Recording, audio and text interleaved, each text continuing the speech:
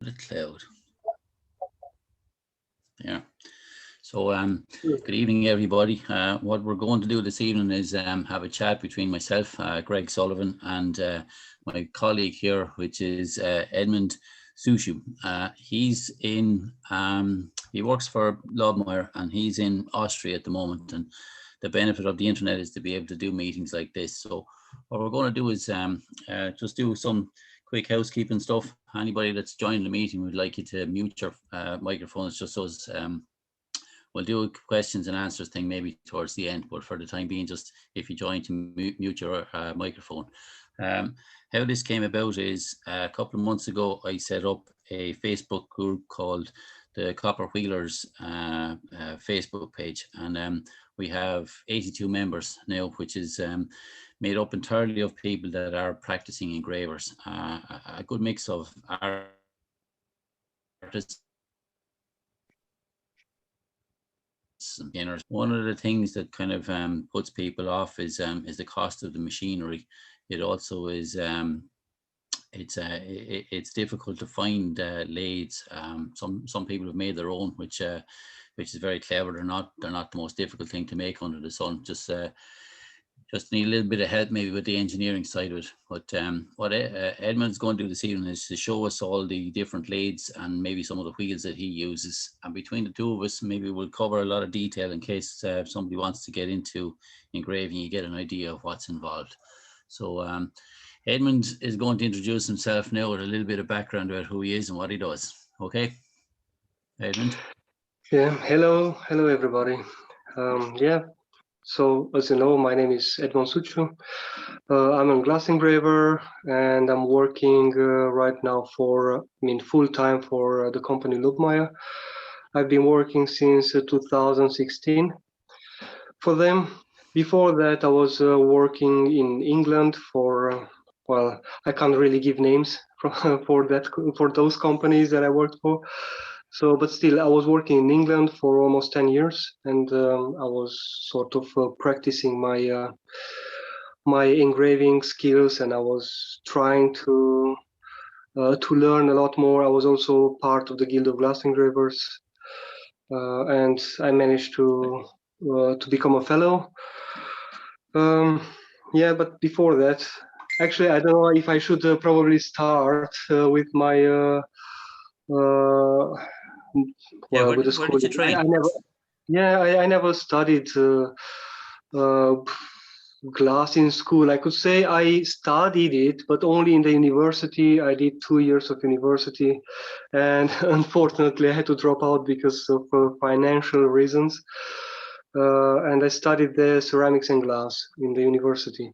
And yeah, to be honest, it wasn't. Although it was the best university in Romania, still, it didn't meet my expectations. So I really thought I was going to learn a lot more about it. And especially when I had a chat with one of the teachers, and he started, saying that, well, the glass engraving is not really an art. It's more like a craft, and you cannot really mix the two of them. But well, to be honest, I never really wanted to be like a great artist. So I just wanted to learn some more stuff, some more things that I needed to learn. Edmond, I think if we get into the debate about art and craft, we'll be here all night. We'll never resolve that one. Yeah, it's true. Well, anyway, I learned glass engraving from a person who used to work for a very important factory in Romania. It was called Vitrometan. And if I'm not mistaken, I think at the peak point of this factory, so I think they were working about 3,000 people in this factory, if I'm not mistaken. Wow. But I think roughly about 3,000 people.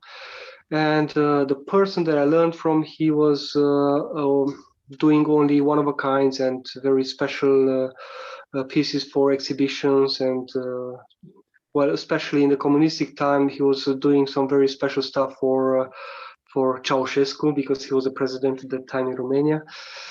And he opened his own workshop, and I actually learned from him because I had this beautiful chance of meeting him one day. He heard about me that I was drawing some very nice portraits, and he said that he wanted to teach somebody this trade, and he tried to teach his son. He got up to a certain level, but he couldn't go any further. So he really wanted to teach someone who has more skills. And yeah, I learned there for 2 years, and I was planning to stay longer, but when I saw that I was actually earning a lot of money for the company, but he was still paying me like peanuts. But because at the end of the day, everyone has to leave. Yeah, Yeah. absolutely. So yeah, then I got an offer from the company Vitrometan, and I moved to Vitrometan, and that's how it all started. So. When we were Right. talking earlier, you mentioned about coding, that you do your own coding. Did you learn coding as well there? Yes, I learned in Vitrometan. This was one of the things that I learned there because they told me if you want to work in this workshop, it was a very small workshop in this big factory. There were only 3 of us, and we were only doing work for exhibitions. So Right.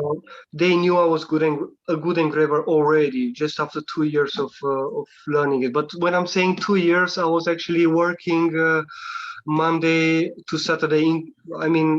Saturday as well, and mainly at least 12 hours a day. So I was like I used living to and work. breathing glass.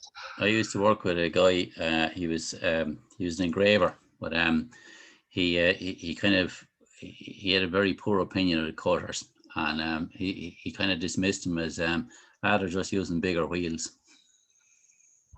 But Okay. I think if you do a bit of cutting now, you'd appreciate your engraving training would carry across to do simple things like cut a star to get it nice and accurate and stuff like that. But it is a different skill. Yeah, sure, you can probably do a little bit of cutting, but when you see a master cutter do what they do, it's an amazing skill. But you have a cutting lathe there, do you? Yep. Yes, Can you I show us? do. I can. Yep. Pardon? Can you show us? Yeah, of course. I'll just turn the camera around. So it's a very old spazier. Yeah, and So, that's an unusual taper on the shaft. It's kind of a cone shape, is it? yes, it is. This used to belong to a cutter that used to work for Lobmeyer some time ago, and I think this lathe it's at least 80 years old. I think the way I can see it, it still works. So why not? I can just turn it on. It's very quiet. The It is, motor is isn't it? down there. Yeah, the motor is down there. And I only have very few speeds, but I don't need more than that for what I'm doing. And does that one work only? The speeds are only changed by changing the belt on the pulley, is it? Yes, it is. Okay. But actually, I'm pretty pleased with it because the motor actually spins very slowly. It's only 750 RPMs, but Yeah. it's a huge motor. And it's got loads of power, lots of torque, and yeah, it's got like a big jump from the largest speed. No, from the slowest speed to the fastest speed there. So it's a big jump. I have a similar lathe, but it's been interfered with, put it that way. What they used to do with those kind of lathes, Waterford had loads of those, and I got one when the receivers were selling off everything. There's a second, the shaft is extended out both sides, and what they did is rather than have a spindle, it's just a threaded bar, or not a threaded bar, it's just a bar with a collet on it. And you can put a cork wheel on one side and a felt wheel on the other side so that you can polish, but you're at the same station. So you're just moving slightly left or right, depending on what kind of polishing you're doing. And to be honest, I think that's a very good idea to have it on both sides. Yeah. Because sometimes you just have to move the glass in a way that you will hit the shaft. Yeah. And if you go on the other side, you get more chances to polish it. I did this actually for my engraving, but I will get there a bit later, and I'll explain. I'll Okay. get back to this. So anyway, the wheels, the wheels. that I have. What wheels do you use on that? I've got loads of different wheels from corundum, and then just this is carborundum, corundum, and I've got some pole pull wheels as well for smoothing. Even some good old rubber wheels are sometimes very helpful. Those look like they've lead centers. Do you screw those onto a spindle, or Uh, what kind of spindle? 1 second.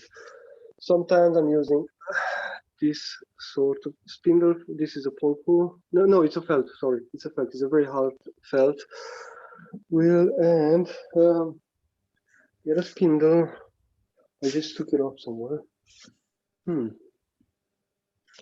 Sorry. That's all right. It's a good question. I put it somewhere now. Oh, God. It's pigtail spindle anyway. So, and it's getting inside there. And I took it off now because I was tidying it up a little bit here in the workshop, and I think I put it somewhere. It doesn't matter. Doesn't matter. So you change the spindles, and the wheels you have then, are they all leaded in the centers? Yes, they are leaded. So if you want to have a look at an example, yeah, here it's just leaded inside, and it's got a thread inside, so I can just thread it on the spindle. I have the smaller versions of those here. Can you see that? Okay. Oh yeah. Okay. They go onto the threaded spindles. But small wheels, I've got loads as well. Like oh yeah. If you have a look here, I am the king of small wheels. yeah. I've got so many. Like okay, well, you have me there. You weigh more than I do.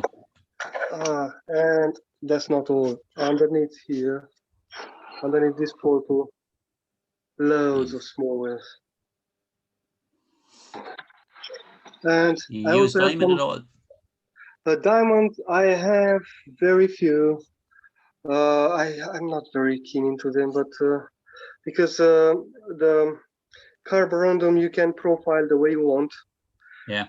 Although it's very dirty carborundum when you have to rough it, and it can be very dirty. But I do have a few diamond wheels that I'm using them quite often. This is one of them. And will that lathe have enough speed for those?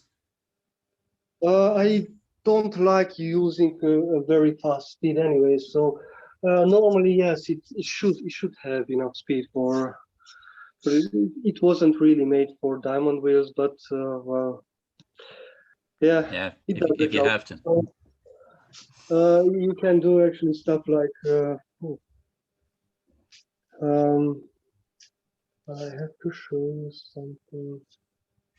I think I can show you this anyway.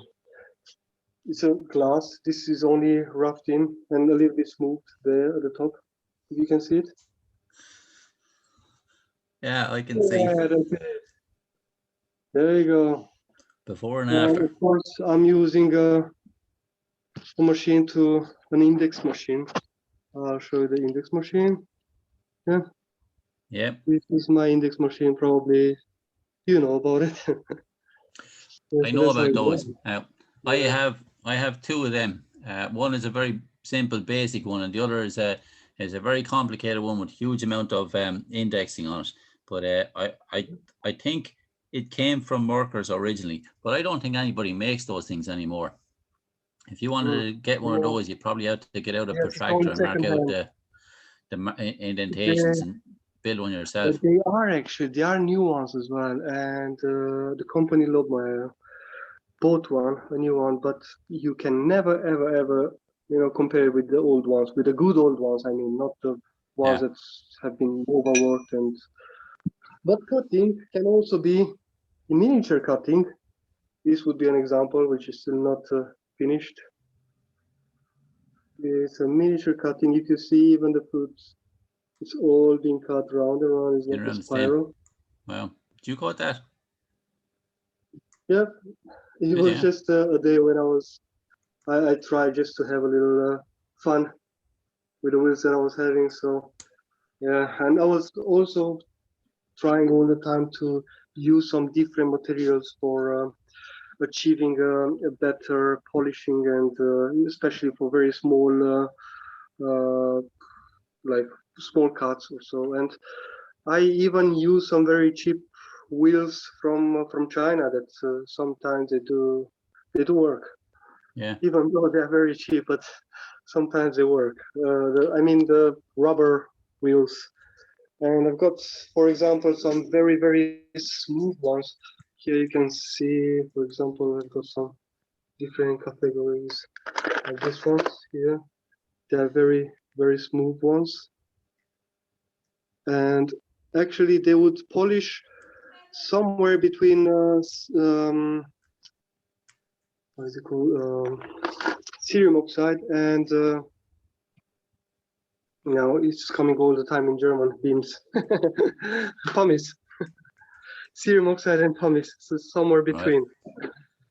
So that's your cutting lathe. You have a main engraving lathe, and do you have one of the small portable marker ones as well? No, I don't have a portable marker here. That portable marker that belongs to the company, and I'm always using that when I have to give demonstrations. But it's not just me who's using it. Also, Pavlina used it as well, and she was actually using it a lot. And she doesn't have a very good opinion about it anyway. Yeah. I haven't worked on any of them now, but by all accounts, they're a great little machine. They're a good design for diamond. It's just it's a shame. It's a shame that I think markers suggest that you don't make copper wheels on it because the bearings aren't up to it. But look, I think a lot of people, just to get started in engraving, if they can use diamond wheels just to make a mark and start, it becomes addictive, and then they'll research and find a copper wheel or move into copper at some stage. But anyway, show us your main lathe. I'll show you first my old lathe, the one that I was always working on, and the one that I actually made one of the pieces that was exhibited in the Fitzwilliam Museum, if you remember, in 2009. Yep. It was, I think, 2009, and I still got that piece here, by the way. Right. I'll actually turn the camera around. So, if you remember that piece. Wow, it's fabulous. That's quite massive glass. I think it's 4.5 kilos or so. That's crystal, is it? Yeah, it's made by Sullivan. It's very heavy. It's potassium crystal. So this is my old engraving machine, but it's not an original one. This is a replica. As you can see, with bearings. Yeah. But I made it like that with bearings because on this machine I was working only with diamond wheels. And for me, well, I need lots of speed. That's why I also use an inverter for this one. So as you see, there's an inverter.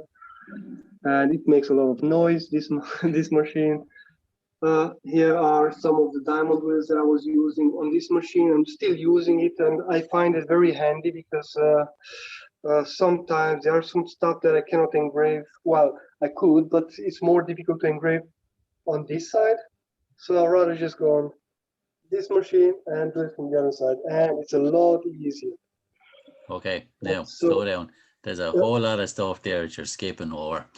You're saying that you work sometimes with the machine on the left and sometimes with it on the right.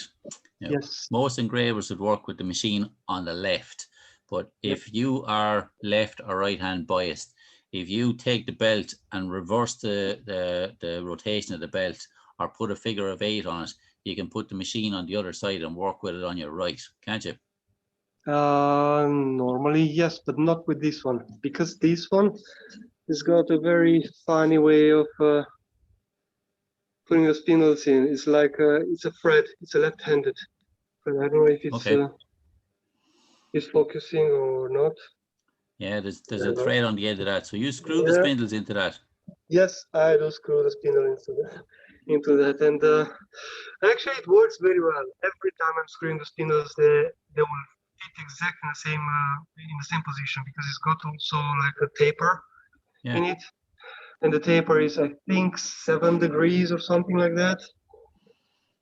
I actually You, made a few of these spindles myself as well. That's why they don't look so tidy. I was no, they practicing. look pretty good.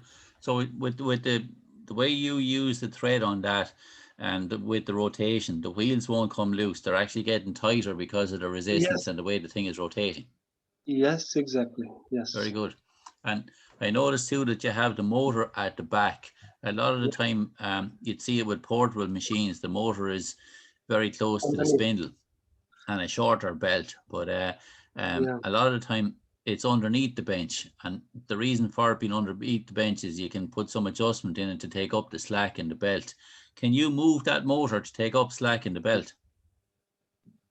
To take off what? Sorry, can you repeat You that? know, see the way your belt is going from the motor onto Yeah. the pulley. Can you can you adjust the belt if it gets loose? Well, if it gets loose, the belt is not gonna get loose because it's a polyurethane belt, so Okay. it's not stretching. That's why uh, I went for this sort of belt. But you know the Yeah, way, it's you know the quite way on easy your to build other it. on your main engraving lathe, I think the motor is sometimes mounted onto a plate that's adjustable to take up slack in the belt. But if you have that belt there and it's made like a rubber, a polyurethane one, it stretches to keep the tension, is it? Yes, and also the motor is being fitted on special mountings here, and it's got a little bit of movement, which it takes off all the vibrations. So if I will turn it on now, yeah, Yeah, it seems. this is not the finest machine ever now, because I use it a lot, and now lately I'm just using the. This is just like for emergencies. It looks very smooth all the same, Edmund. And the other thing is with the bearings that you have in it, they're sealed bearings, so that Yep. you're not worried about water and getting destroying the bearings. You know what? I had big problems with these pairings, with not these particular ones. I just tried every single make, and none of them were good enough. So I went to an engineer. It was in Basildon in England, Yeah. and they asked me to take the machine there so they can have a look. And ever since I changed these bearings with them, I think they're made by Timken. Yeah, Timken bearings.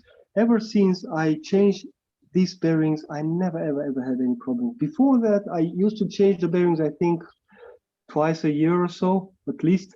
And these ones, I think I have them since like for at least 10 years or so. I'd love to get my hands on one of those brass ones, the antique ones. They look really well. I know some of I do have one, but it's still in project. It's a working project. Oh, sorry. right. I need to change the camera somewhere somehow. Can you Yeah, show so us some of the diamond wheels that you use in it? of course, I'll show you diamond wheels as well. Just shortly to show the brass, the old Oh one. yeah, that's sweet, isn't it? Yeah, this is made in Dudley. Made in. Dudley. Oh, Dudley. Yeah. Actually, the Yeah, last day we were talking, I thought you said Dublin yeah, then as well. exactly, exactly. Oh yeah, and for this I have a special project because I want to make it portable, but with the motor behind as well, because I don't have any other options for it. Well, Um, now the main engraving machine. no, go back to Uh, the diamond wheels first. yes, with diamond wheels as well. I'm working with diamond wheels and copper wheels as well on this machine. So this is my main machine. Using some different lights here. I always like to adjust my lights by my needs. Just have to put this light on here. For some reasons I switch it off. I've got a nice light behind there that makes me enough light in case I don't have any daylights like now. It is. So, diamond wheels. That's I've got some it's different. an Yes, ideal setup to have your bench in front of a window, isn't it? yes, yes. It is. Sometimes it's like a blessing. Some daylight. Yeah, you can really see all your scratches. Yeah, true. Diamond wheels, the rougher I've ever used. Jeez, This is that the is thing. rough, isn't it? Yeah, but with this I can remove loads and loads of glass when I need to remove. It's well, before I was using this carborundum, but as you know, carborundum of this size, it would wear out very fast, and you have to roughen it all the time, and it's just a waste of time sometimes. Yeah. And just to grind out like loads of glass, this is an absolute great wheel. And this I actually ordered it from Eternal Tools, I think. Yeah. Yeah. In the Yeah, UK. yeah, it was quite cheap. This, I think it was about £50 or something like that, and they do it in different sizes, so even smaller one like that. And I mounted them. I made these spindles myself, and I made I think this one is an 8 mm hole inside the end of the spindle, and I just super glued it, and it's actually holding pretty well. Wow. Only with super glue. Yeah, so it's fine. I'm actually using this method quite often with super glue because it works very well. This is also a diamond wheel. Yeah. This was from. Can I actually say the companies Yeah, of that I course you bought? can. Why not? Yeah, it's no problem. Yeah, so this is Turnov Diaz from Czech Republic. It's a D30 diamond wheel, so it's pretty smooth, not the smoothest, but still pretty smooth, and it's a very good. And I've got a whole set of them. When I'm saying a whole set of them, you can see here there are loads of different sizes and shapes, and I think the range of diamond wheels that are available has improved a lot, and the cost has certainly come down. But you'd have to be you'd nearly want to buy one or two and try them and see what they're like. You could be very unfortunate and spend a lot of money and get fairly poor quality diamond that doesn't last. But you seem to have a lovely set of wheels there. well, in all these years that I've been engraving, like over 20 years, I had to have time, to save some money. And but I want to show you something, just for you to see when I couldn't afford to buy large wheels, or there were no. Well, in Romania when I was working, you couldn't really buy the wheels that you needed. First of all, there was no place to buy it from, and second, they were far too expensive. So what I did, once I had a flat, a flat grinder. Yeah. Made out of diamond, and well, that wasn't good for the cutters anymore. So I just cut it in pieces, and made wheels out of it. Yes, but it was so thin. So I actually soldered 3 wheels together. Put it back a little bit. It's a bit out of focus. Go back a little. No, the other way. Okay, maybe if I hang on a second, I'll change the camera around. Maybe it's gonna focus better. Yep, there, just there. You can see the joints ever so slightly. Yes, but these helped me a lot because this was just for roughing out. As you see, well, this is a 50 millimeters diameter. This is probably a 25. Well, it used to be 25 anyway. I don't know if it's still that much. I've seen that done with copper. I've never seen it done with diamond. I know back years ago, you might have a copper wheel that is that sort of width, and then if you put 3 or 4 of them together, you might end up with something that is more this kind of a width. But never with diamond. I've seen it with copper, but never with diamond. Because it was all soldered like it's a soft solder. It's not a silvering solder or whatever. Right. And there was an absolute struggle to do it. it was me with my brother. I was very lucky with my brother because he's very good with electronics and stuff. And when there was no inverters, then he actually helped me out. He took a motor from an old bus, the motor from the windscreen wipers. Yeah. And that was working with 24 volts. And he made like an electric device that I could just change the speeds. And that was just absolutely lovely because I could just work on the speed that I needed to. Very And good. yeah, it was. The thing is that maybe people should know that the engravers are not always starting with the best tools in the world. And when I actually started working, I had to start learning doing my own tools, and this was one of the most important things that I had to learn. My teacher told me that time if I cannot do my own tools, that then I shouldn't even start with engraving. I So couldn't I had agree with to. you more. I think it's underestimated. Like apart from engraving glass and learning how to engrave glass, to be able to even just do basic maintenance on your lathes to keep them running right, whether that's just adjusting the belt or oiling them or whatever, but making wheels and stuff like that, you have to be a little bit mechanical. And like you say there, when you're doing things like putting maybe three bits of wheels together, that's very inventive. And part of the whole copper wheelers thing is that because we're all working individually at home, it's great to have the opportunity to share information like that to kind of inspire other people. I know Peter's trying to sort out building a lathe at the moment.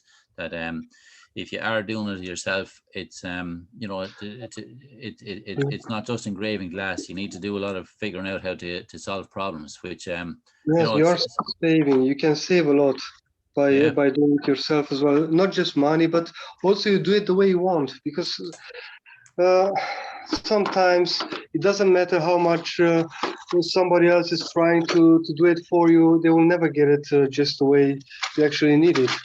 So Can I ask you about the diamonds again? How do you sharpen those? Like when you put that thing together, how did you shape this is it? what I was actually looking for now.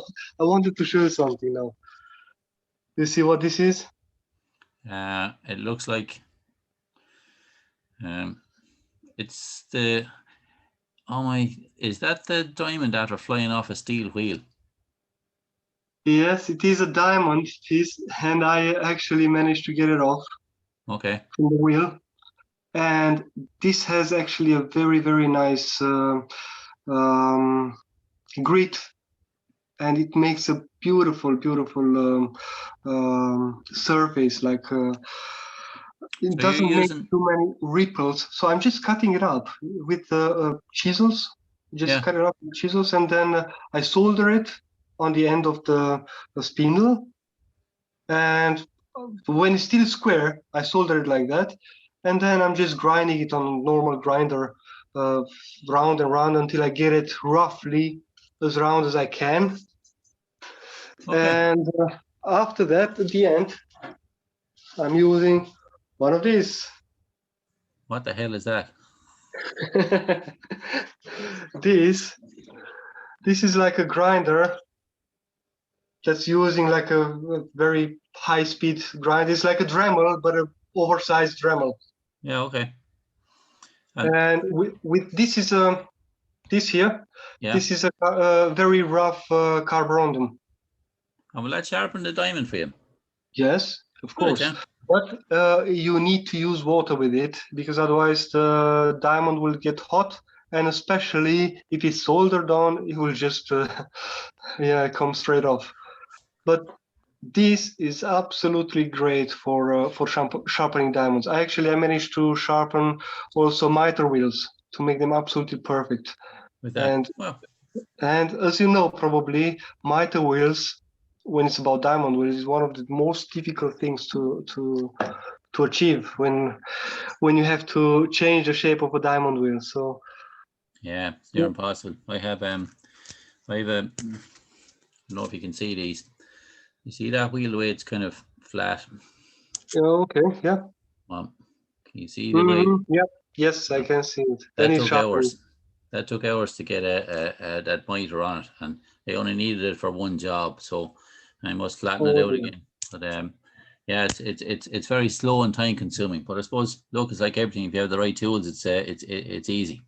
But isn't it easier when you only have to use it like for a few hours or so? Isn't it easy just to do copper wheel and use some diamond paste on it? Yeah, It does exactly the same as a diamond wheel if you use diamond paste.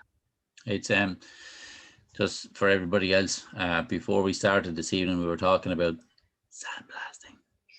And we were kind Okay. of mentioned it in a sense that it can save you time if you're doing a lot of repeat things. But I find a lot of the time it's just handier to take out the coppers, do the job, and get it done rather than be messing around trying to make masks and stuff like that. But then it Yeah. depends on what it is that you're trying to do. Anyway, go back to your main lathe. How Yep. old is that one? Oh, this one. I wish I knew the age. 1 second, I'll just turn the camera around. Yeah. I bought it from Germany about, I think in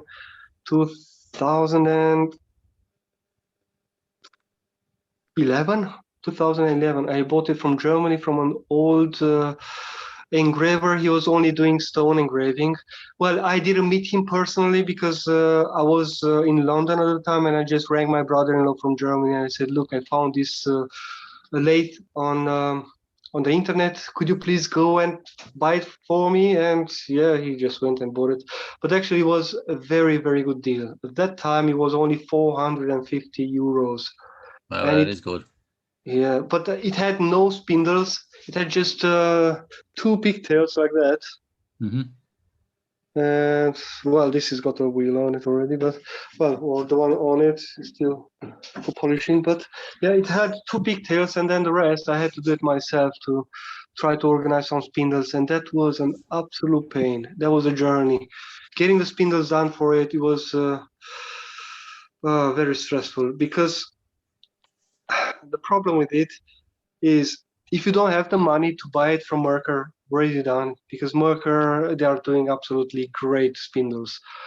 I've got a few of them from Mercer, and the ones that I have from them, they're very, very good. I cannot say anything bad, but they're very expensive. Yeah. Yeah, The last this ones is I the bought, best I I've think they got were from 40, Mercer. or the steel ones, yeah. But see those ones with the lead, I think Yep. they're about €40. But then you're showing us the steel ones, these kind, and they do different sizes with threads. You have I don't know if you can see the two different thread sizes in Yep. that. Yep. Yes, I got that one. Yeah, they do a range of them. I'd find though with the steel, when you're putting the steel spindles into the shaft all the time, a lot of the time when you change it, the wheel got a bit of a hop in it. That what you'd end up doing is taking out the shaft or the spindle, rotate it a couple of degrees, and throw it back in. And sometimes, like my finger is bent, when you put it back in the other way, the bend is the other way, and the hops will go out of it. But generally, the spindles you get from workers are very good. But like you say, they are. If you were to buy 30 or 40 spindles, it's mega expensive. But as you say, yes, you are right. It does happen that a lot with steel spindles, and that's why I actually opted to take the key out, Yeah, so it doesn't have a key anymore. yeah. So I can just turn it and put it in the position that I need it. I did that So on a lot of them, and I don't know if you can see this. Can you see a very fine little line there at my fingertip? uh, yes, I can. Yeah, Okay, and so that's how you mark it. instead of a key, there's just a little gouge out of it, so I'd line it up with that. Yes, I'm doing the same with the spindles that I'm doing myself as well. Probably I showed you last time when we were Yeah, talking. These they're are made brass, out aren't they? of brass. Yeah, they're made out of brass, and if you see, I have a little mark there. Mm-hmm. And that's what you Right. line them up with. Yep. Very And good. actually, they are working very well. If you see, I just soldered it inside it. So it's threaded and soldered inside. Nice job. I noticed it's got a pulley, but is there it's an electronic variable speed, or is it just pulleys for different speeds on the lathe? Both. It's both, Both. because yes, on my engraving machine, I like to work on different speeds. So yeah, it does have, but it's underneath here, underneath the table. Yeah. So from here, I just started up, and it spins. And I can actually spin it both ways if I want. You can reverse the rotation on it. Yes, I can. I did it all myself. All the electronics, everything. I read so many books until I managed to get it all wired up. So now it turns the other way. If you see, it turns the other way. I'm laughing. I'm laughing at Edward that in the few classes that I've done, I would say to people they're not to grab the spindle to stop it, because you're kind of putting stress on the motor and you probably burn your fingers or whatever. But I see you do it as well. So yeah. I do it all the time. Yeah. But one question, what do you think? Why did I put my cutting machine, and it's not because of the space, but why did I put my cutting machine sort of in the middle of the room?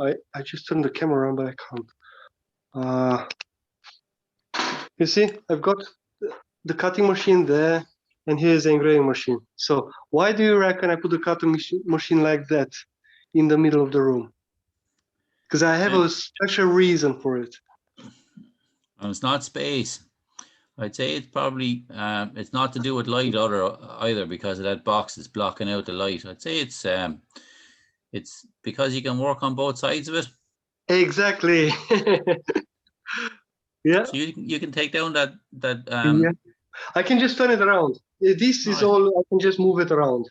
So I can work on both sides. But why would I work on both sides of the wheel? Because you get big pieces of glass to work on. That could be one reason. But when I'm doing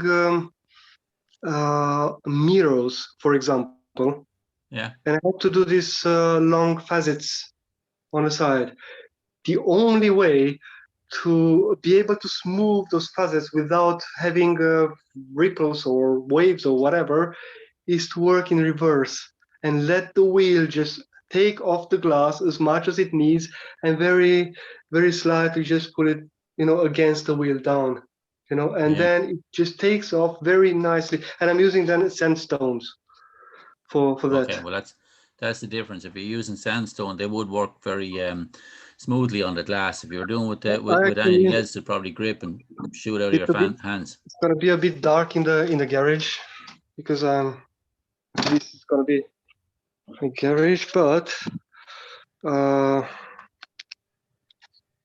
loads of sandstones there. Jeez, that is some collection of wheels. And I've got even more. But yeah, I don't want to go there. Slowly I managed to. Hi everybody. Hello. Hello, hey, Matteo. How are you? Hi. Sorry if I stop you. I just want to tell you ciao to everybody. Hello, Matteo. Well, yeah. Well, sorry, I just following you, but I'm on holiday, so I can't be too much part of this beautiful discussion about your beautiful tools. Thank you. I well know all the problem you listed before. So the center, the spindle. Next time I show you you remember my shitty machinery that you used, my shitty lathe that you used during the gas demo. Don't be like that. It was all right. It was very good. It's something handmade, so it's not so good like yours. All my lathes are handmade, so it's a problematic lathe. Next time you take my studio tour, that's why. You know what? I was just telling Greg that I started with really bad machines as well. They were all made by some engineer. And slowly I managed to get some more, to hunt for some offers, for some very good deals. And for example, for this Spazier lathe, I only paid 450 euros. Hey, I heard before, yes. Very perfect. It was a very, very good deal, but without spindles. It costed me the spindles probably another 1,500 or so. you know, but do you remember my kind of spindle is with a small collet on the edge, for example. So I change just the small one.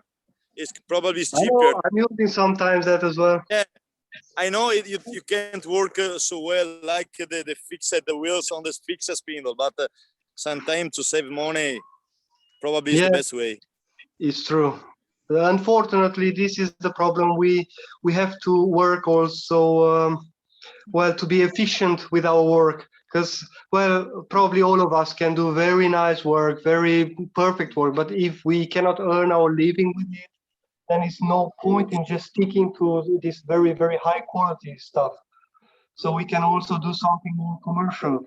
Because if I would have to do portraits like the Abraham Lincoln that I did, I think I will go bankrupt in less than 1 year. Or you bankrupt faster than that. Oh yeah. I see it. Yeah. You mentioned Edmond, you mentioned about we'll come back to the portrait in a second. You mentioned about the machine you paid 450 for. I acquired one recently for similar kind of amount of money, but it's a newer machine that was supplied by Merkers. It's got variable speed. It's got the pulley system on it, but it also has a thing built into it that if you work it too hard, if it's running for like maybe an hour, it turns itself off to give the motor a chance to cool down. Now, I'm going to find how to disconnect that, because that's like you say, you go bankrupt if the machine is going to stop working to take a rest every couple of hours. But it's in perfect condition. But I don't think the machines have changed much. The electronics have improved, but this thing came from Merker about, I'd say it's about 20 years old. But it has this electronic thing on it. I need to disconnect where it turns it off. I think you can just try to reset the inverter. If you reset the inverter, I think it should be right then. Yeah, it's a bit weird. I haven't had a chance to play with it yet. It's in storage. But anyway, yeah, just look at the portrait again. I'm always amazed at this thing. Oh, the portrait. Let's put it in a good light to see if we can actually see it better. Sometimes it's hard to judge the scale of it. Put your finger or something in beside just to see what size it is. Oh, the size.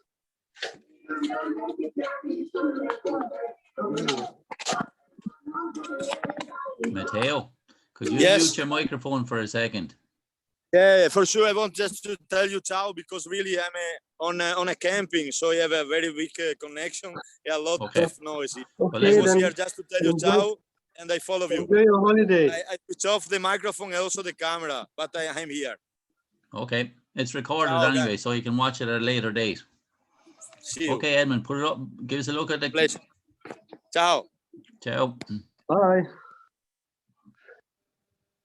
There's amazing detail in that. How long would you say you spent on that? Definitely, I spent at least 120 hours. Wow. And there's a lot of detailed images around the edge as well, aren't there? Yes, it's not ready yet. That's why I sort of stopped. This was supposed to be an, well, somebody just asked for this and then stopped emailing me back. So I just stopped working. But we'll finish it eventually, and I'll try to sell it myself. Yeah, we're going to get into a real technical one here. Sometimes I'd find that if you polish the eyeballs, it sort of brings a bit of life into them. Yeah, when polishing the eyeballs, I tried this, and once actually sort of ruined the work that I was doing. I didn't like it afterwards. I didn't try it on this one, but I tried on different ones. And I was really, really not pleased with it. See his eyeballs? Yeah.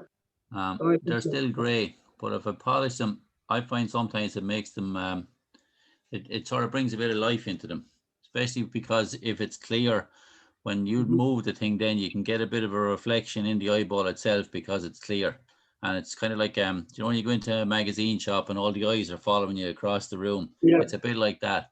But yeah, it kind of depends, but because that's so small, it's so small. What I use to polish the eyeballs in that is to get a match. you know, a match for lighting a fire. Yep. And put it into a dentist drill, and you can sharpen it and use it as a very fine polishing wheel then. Oh, that's good. And with what will you polish it then? With what paste or? Just a serum thing, just to bring it up clear. Okay, serum oxide. Okay. Yeah. But anyway, what I noticed, Polpo is doing now very nice wheel that I actually I experienced it here, now lately at work.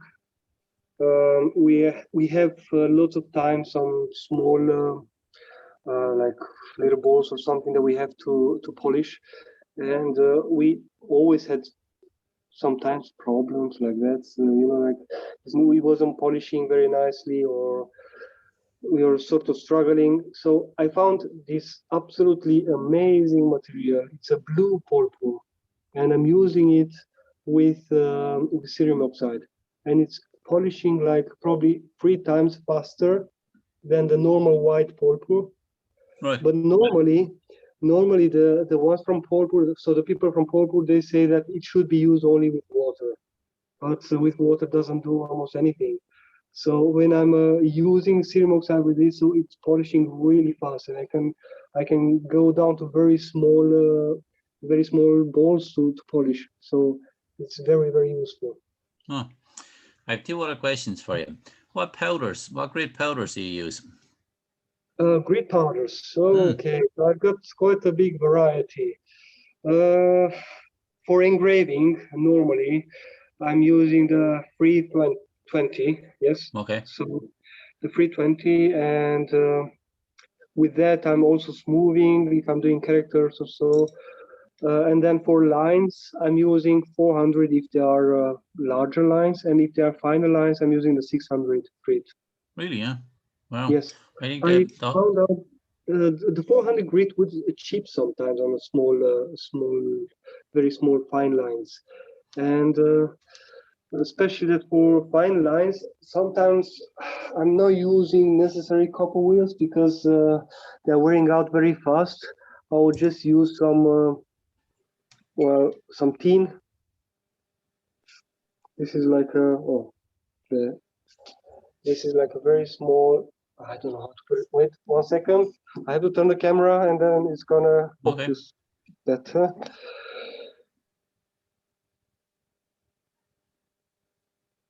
Well, it is small. This is a nail. Yeah. I made a hole inside the spindle, and I super glued the nail inside it, and I actually managed to sharpen it in a way to be able to engrave with it. And it works perfectly. So if I would use copper wheel for that, that would wear out instantly. Yeah. We've used drawing pins as well. Pardon? A drawing pin, you know, like a thumbtack. I don't really get what you mean. You know the 1 second.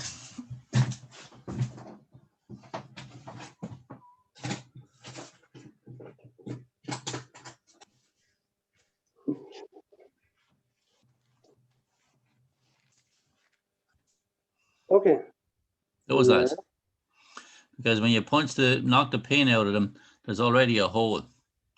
And I think they're steel, but they're like a nail. They you can file them down. But like you said, the only reason you use them is because copper would disintegrate when it gets to that size. But I think Mercury used to sell a spindle that was made of copper. You could file it down and make it a small little ball out of it or something. Speaking about that, I've got it all. There you go. Yeah, that's them. I don't know how to show you in a better light like that. Yeah, you can make a small ball on the top of them. They're handy that way, but I don't agree with it. The thing is that I also did small balls like that from normal spindles. Normal steel spindles. They work great, but then the spindle is wearing out and it's getting shorter and shorter and very fast. And I was just trying to find a better option that my spindle is not going to wear out in a way that I cannot use it anymore. So I was thinking it has to be a way. So I just took a nail put it in there, and I just file it the way I needed it, and I can get like really small balls with it. And with small wheels, I like working always with diamond paste. Right. Diamond paste, I've got a D15. You've got what? Sorry. D15. All right, 15. Yes, Wow. diamond paste, and that's a very fine and very good. I mean, it's cutting pretty well, and well, it leaves quite a shiny surface. It's almost like stone, almost. It looks Wow. after cutting it. But for small balls or small lines, it's absolutely amazing. So it's not chipping. It's very very good. For example, for doing this Lobmeyer logo on the glasses, because every single glass that we are selling at Lobmeyer, we have to sign. So they were Would you not using use this. would you not use you know, the kind of dentist drill type of things? Would that be faster or easier For doing what? for doing that little logo? But the logo is actually done with cuts. Is it? If, Every yes, piece. it's like 2, 3, 1, 2, 3, and then one on the side, one on the other side, and one small one on the side. So it's only cuts. All right. Very good. So what's last question for you? Lobmeyer are making crystal, aren't they? So what percentage is it? it's no lead. No lead at all. No lead. No, Wow. they never ever had anything with lead, and they are totally against lead. Unfortunately, because I love lead crystal and I love working with lead crystal because it's softer. And but the thing is that we are doing all the polishing all by hand, so not even if we have to do hundreds of glasses, we still not going to send them to acid polishing. Everything is done by hand, all polished by hand. They like there's, you know, these kind of things, the optical glass, it's rock hard in comparison. And where in the last number of years we've had to move into doing that, when you take something that was, or when you're used to working with lead crystal, there's some difference in the sparkle out of it. And in engraving terms, how much softer it is to work on. It's a pleasure to work on. But you'd find that because the optical glass is so hard, it's actually a lot slower to work than crystal, isn't it? Yes, to be honest, I had problems with optical glass, and I also had problems with rock crystal.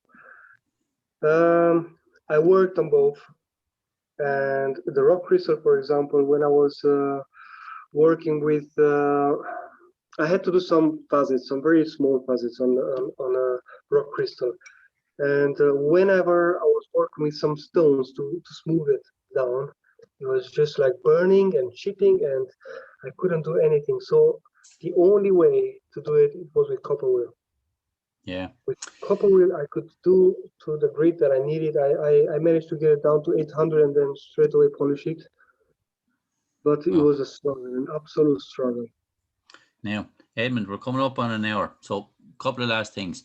I remember you showing us the pulley system you had before for holding the weight. Would you show us that again? Yeah, of course.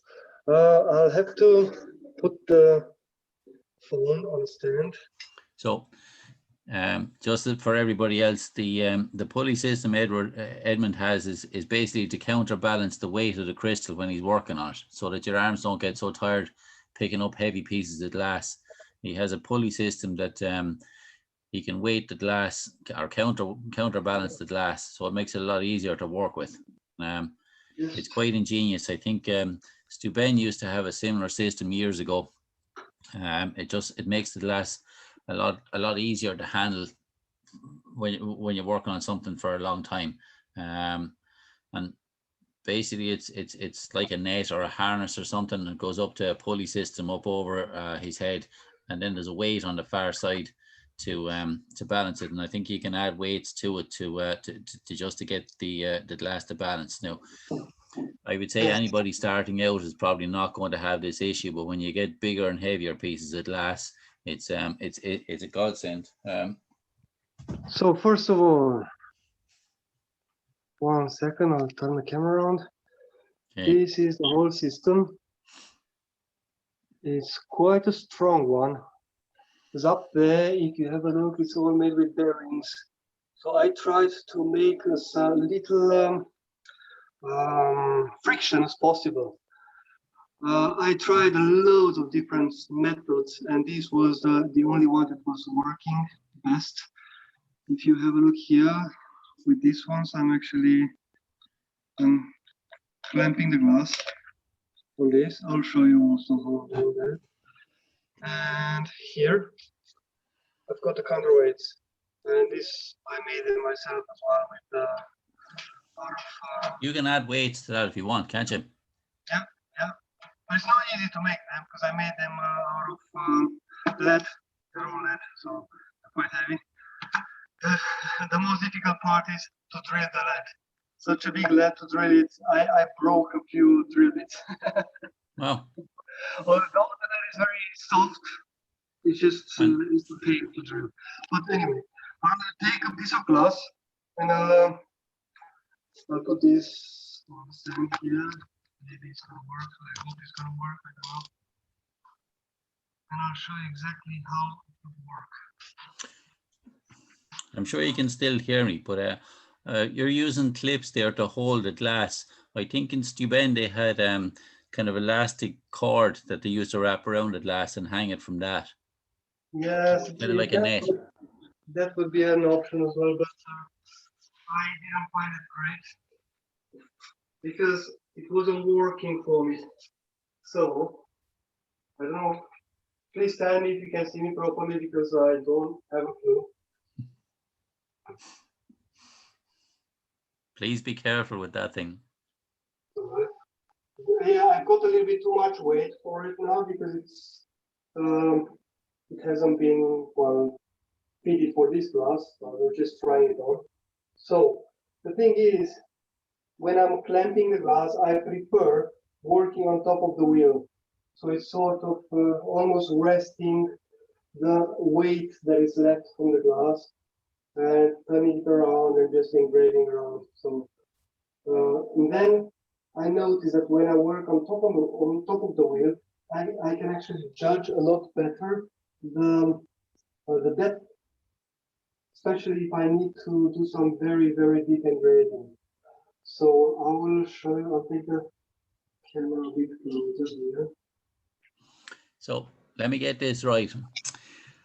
You have two lathes working there, and you can work on the left or the right hand side of it. And then when you're actually working on glass, you can engrave below the wheel or above the wheel. Exactly. Yeah, you're giving yourself all the options there anyway. I have to. I was always saying that it doesn't matter what I'm doing. It matters the result. So if you have a look, I'm just pulling this cable down here, and I can just, well, sort of hang it to there, but I need my second hand, so I cannot do it now. Yeah, that's okay. Look, I think we all get the idea of how it works and what it's for. It's What I was 1 second. I just want to put the phone down. Just 1 second. So take this off safely. That's okay. I have But what I'm going to show you, if you have a look at this, this is absolutely very, very deeply engraved. This is the only way of engraving so deeply, like working on top of the wheel. If you work underneath, you're never going to get quite this sort of depth because you cannot judge exactly how deep you have to carve it. This, for example, where this leg is, that's 17 millimeters deep in the glass. 17. 17, yes. 17. And if you have a look at the size of the leg, look at my finger there next to it. Yeah. It's quite deeply carved inside. If I turn it the other way, you will actually probably be able to see the. Oh, you can see all right how deep it looks is. like craters.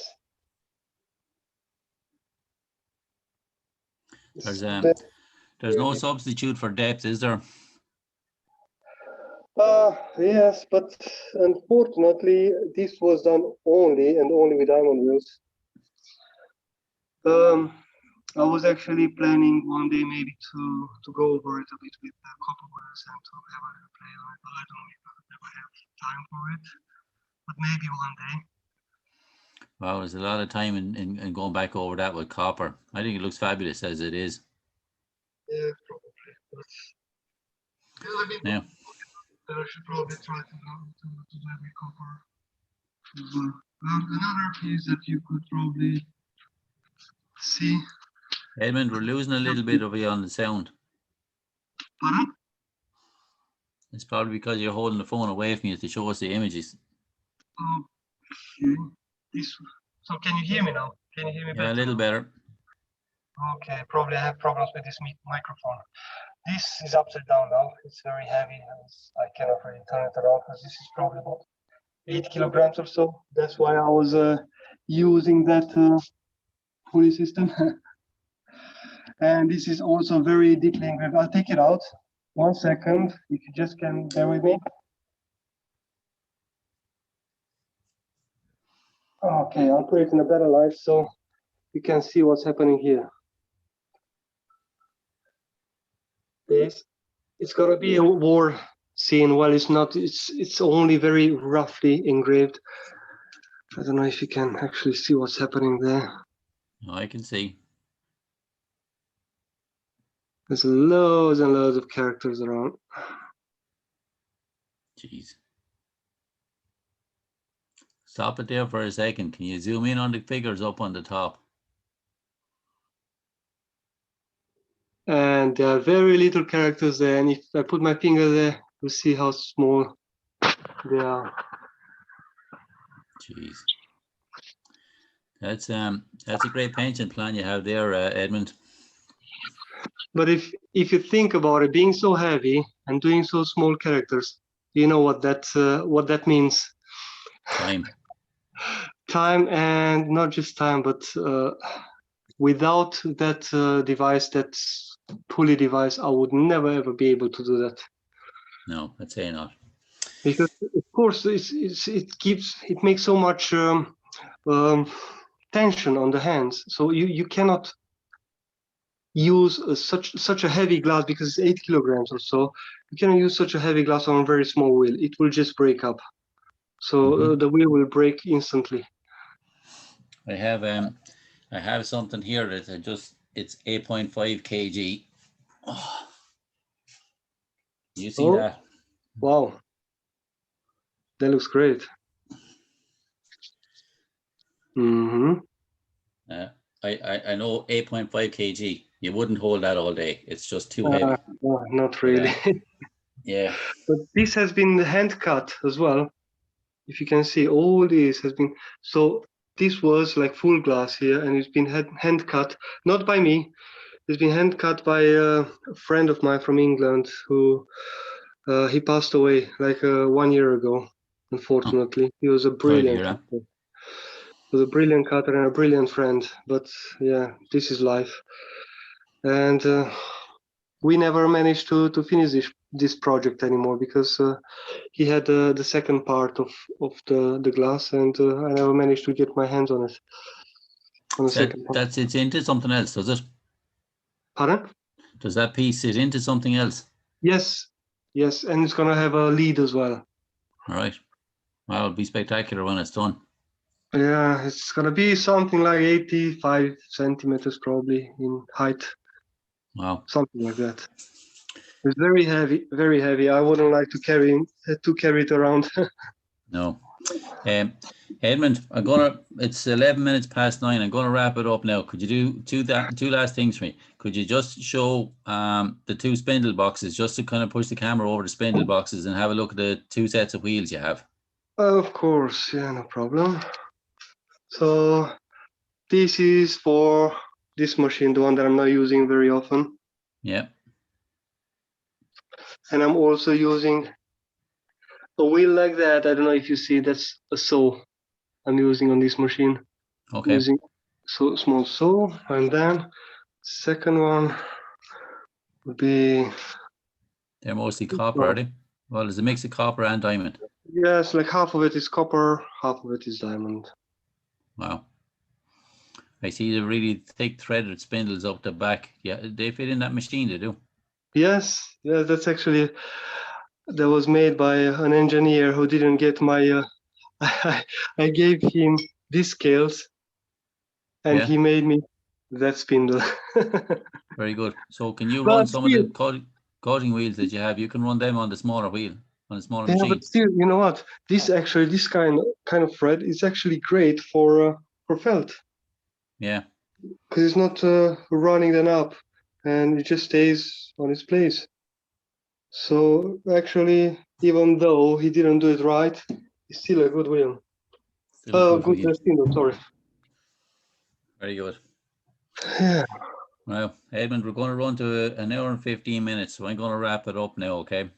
Okay, it's been very nice, and well, I wish I could have shown you maybe a little bit more, but I don't know, maybe that's going to help. I think the whole point of this evening was just to give people a taste of what a workshop looks like. I started my apprenticeship in a factory, and there was 8 or 10 guys in the place all together, and all different styles of engravers and personalities and so on. And we kind of missed that working alone. But I'd always seize on an opportunity to have a look around somebody else's studio, because you'd always learn something from what way they work. Like I say, you're working on both sides of the wheels. You're working different rotations and so on. That's I've seen that done before. I've never done it myself, but I think if you turn the belt in a figure of 8, it'll reverse the rotation for you. So I might try it. I'm sure I'll get splattered all down here with water the first time I do it. Make sure you're not using that with a pigtail, because you're going to end up throwing the wheel out. Anyway, what I was going to say, and what I could suggest for the future, we could do probably another video where I could actually show you exactly how you can mount your own diamond wheel. And I'll do it myself, and you can actually have a look, and I'll explain every single step of the way. And I think that for this evening, though, was just to show people the lathes and the variety of lathes. When we started the Wheelers page, I asked people to put up pictures of themselves with their lathes, and it's kind of it's a condition of joining as such. And most people did it, but the variety of lathes is amazing. But it still comes down to these are your main tools, and practice makes perfect. So it is nice to see other people's lathes and so on. So thanks for the tour. Appreciate it. Very welcome. We were going to do a questions and answers thing, but I think we're at an hour and 15 minutes. It's probably we've covered everything as such. In terms of people that are interested in just watch this, there's lots of places you can go to learn engraving. Some of the bigger institutions like Corning and Pilchuck and Buildwork in Bavaria, they'd run courses, and then some of our members would run courses. So it's just a case of tracking down somebody to do it. So yeah, we'll leave it at that. I would like to thank you again, Edmund. We'll talk again soon. You're very welcome. Okay. All right. Thanks to everybody else for joining in too. Okay. Thank you. Good night, everybody. Bye.